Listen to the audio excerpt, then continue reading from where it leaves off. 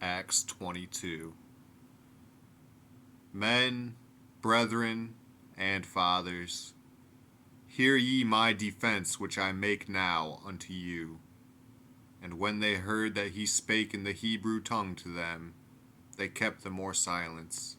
And he saith, I am verily a man which am a Jew, born in Tarsus, a city in Cilicia, yet brought up in this city at the feet of Gamaliel, and taught according to the perfect manner of the law of the fathers, and was zealous toward God, as ye all are this day. And I persecuted this way unto the death, binding and delivering into prisons both men and women, as also the high priest doth bear me witness, and all the estate of the elders, from whom also I received letters unto the brethren, and went to Damascus, to bring them which were there bound unto Jerusalem, for to be punished. And it came to pass, that, as I made my journey, and was come nigh unto Damascus about noon, suddenly there shone from heaven a great light round about me.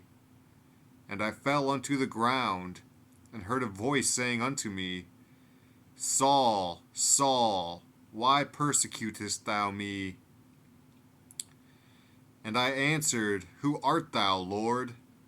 And he said unto me, I am Jesus of Nazareth, whom thou persecutest.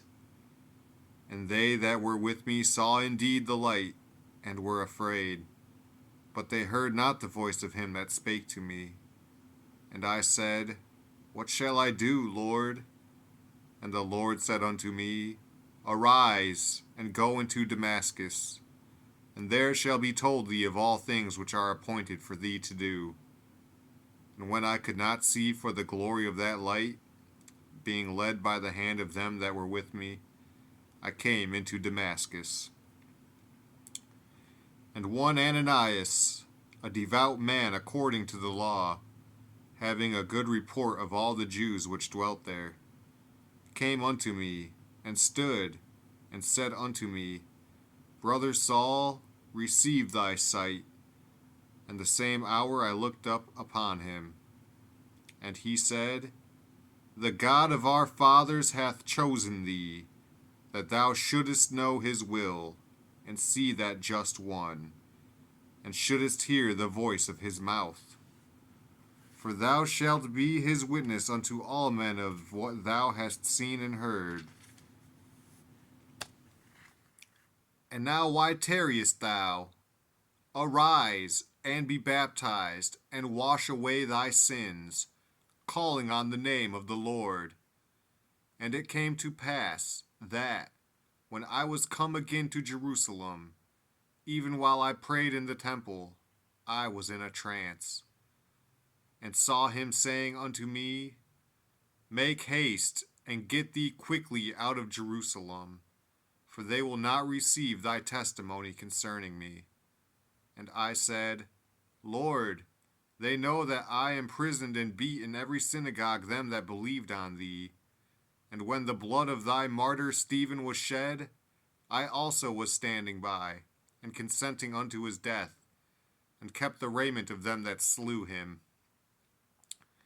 And he said unto me, Depart, for I will send thee far hence unto the Gentiles. And they gave him audience unto this word, and then lifted up their voices, and said, Away with such a fellow from the earth, for it is not fit that he should live.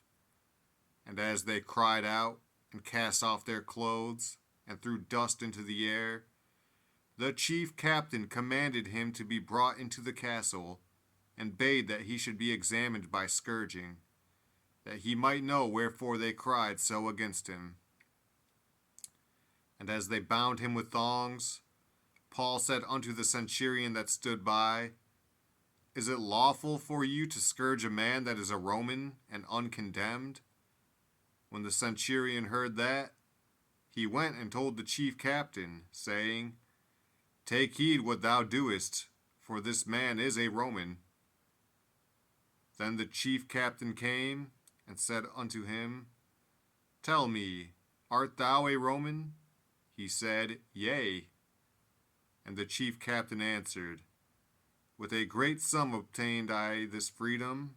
And Paul said, But I was free born. Then straightway they departed from him which should have examined him. And the chief captain also was afraid, after he knew that he was a Roman, and because he had bound him.